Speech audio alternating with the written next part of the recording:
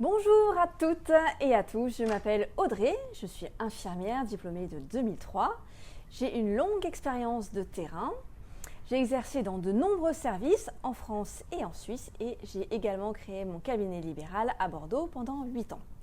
Je pense donc être bien placée pour vous parler de ce magnifique métier d'infirmière. J'ai une autre passion, celle de la transmission des savoirs. Et en ce qui concerne la formation, j'ai commencé par travailler comme intervenante dans des instituts de prépa. Et puis, je suis devenue auteure spécialisée dans l'entrée en IFSI. Vous pouvez d'ailleurs trouver mes 2 ouvrages dans toutes les bonnes librairies. Enfin, pour finir ce petit CV express, je suis aussi la fondatrice de latortue.com, un site d'information et de préparation à l'entrée en IFSI, devenu une référence sur le sujet. Aujourd'hui, on va parler de Parcoursup et plus précisément de la candidature en IFSI sur Parcoursup car c'est l'actualité. À partir du 22 janvier, c'est-à-dire dans quelques jours, vous allez pouvoir formuler vos vœux et rédiger votre candidature sur Parcoursup. Une petite info à noter avant d'aller plus loin. En 2019, c'est la filière IFSI qui est arrivée en tête des préférences, toutes filières confondues, sur Parcoursup. Et ça, personne ne s'y attendait. Donc nous voilà sur la ligne de départ pour 2020 et je vais vous expliquer comment réussir à être admis pour la rentrée prochaine, malgré le nombre important de candidats. Pour vous donner une idée, en 2019, il y avait 30 920 places d'admission en IFSI et rien que sur Parcoursup, il y a eu plus de 100 000 candidats. Ces chiffres, c'est sans compter ceux qui ont candidaté via le concours de la formation professionnelle continue.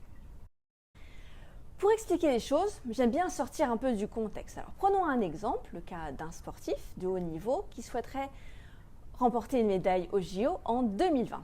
Alors, pour atteindre son objectif, il va devoir passer par 3 étapes indispensables. D'abord, s'entraîner efficacement pour être au niveau des performances demandées. Ensuite, passer les qualifications pour être sélectionné dans l'équipe au JO. Et enfin, monter sur le podium et savourer son succès. Eh bien, dans votre cas, votre médaille, c'est d'obtenir votre place en formation et de commencer vos études dès la rentrée de septembre 2020. Pour vous, les 3 étapes sont les suivantes. D'abord, construire votre projet, vous mettre à niveau, ensuite réussir à faire un bon dossier Parcoursup et enfin se préparer à la première année en IFSI. Comme pour le sportif qui a besoin d'un coach pour l'aider à réussir, eh bien notre programme d'accompagnement à l'entrée en IFSI et l'équipe de latortue.com va vous accompagner, vous guider, vous encourager, vous corriger, vous rebooster. Et en plus, vous allez progresser sans vous en rendre compte et reprendre confiance en vous. Vous allez adorer. Au cours de ces 3 étapes, nous allons vous prendre par la main et mettre toutes les chances de votre côté pour réaliser votre objectif, rentrer en IFSI.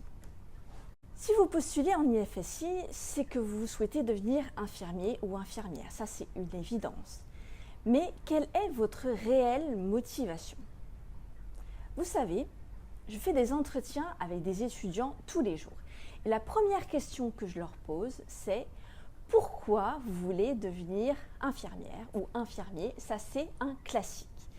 Et de mon expérience, on pourrait classer les réponses que j'ai obtenues en 2 grandes catégories. Vous allez peut-être vous reconnaître.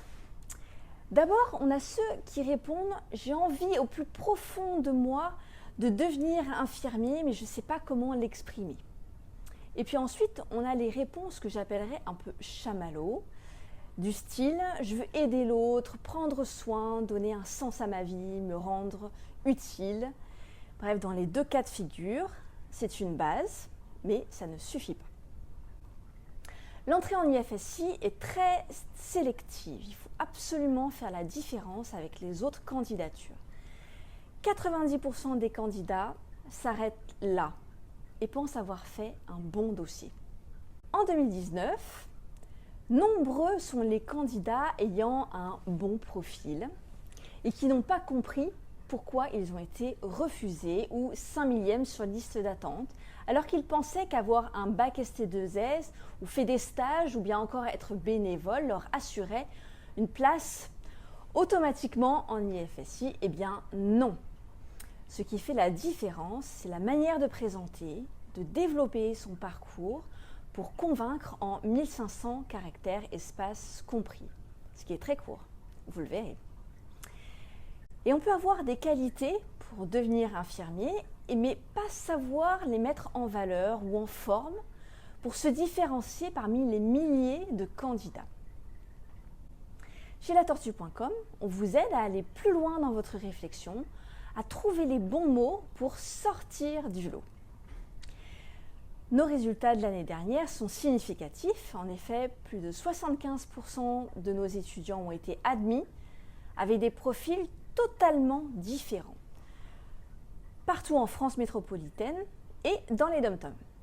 C'est-à-dire, j'insiste un peu sur ce point, que 7 candidats sur 10 ayant suivi notre programme ont été admis en IFSI, dont la plupart dès le 15 mai dans l'IFSI de leur premier choix. Et quelle victoire pour eux!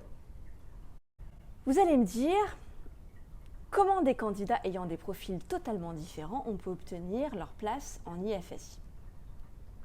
Eh bien justement, c'est le programme spécialement conçu par nos soins qui leur a permis de pallier à leurs lacunes ou à un manquement dans leur cursus. Par exemple, un profil avec un bac scientifique, ça va recueillir un maximum de points sur les critères aptitude à la démarche scientifique et maîtrise des bases arithmétiques.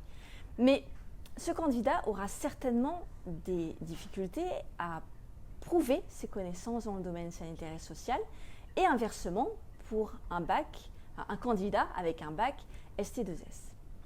Eh bien, suivre ce programme avec une remise à niveau permet de répondre à l'ensemble des attendus nationaux qui servent à évaluer les dossiers et à départager les candidats. Je vous parlais à l'instant des critères de sélection ou attendus nationaux à l'entrée en IFSI.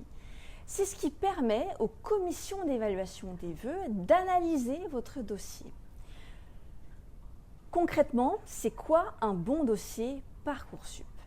Alors, sur le fond, les résultats du bac, le type de bac, le parcours professionnel, les diplômes obtenus, et sur la forme, la façon de présenter, d'argumenter pour montrer au jury que vous correspondez bien aux exigences demandées à l'entrée en formation en soins infirmiers. Lorsque les commissions d'évaluation des vœux vont analyser votre dossier, le jury va attribuer des points à chaque critère en fonction des éléments de votre dossier, ce qui permet d'établir ensuite un classement.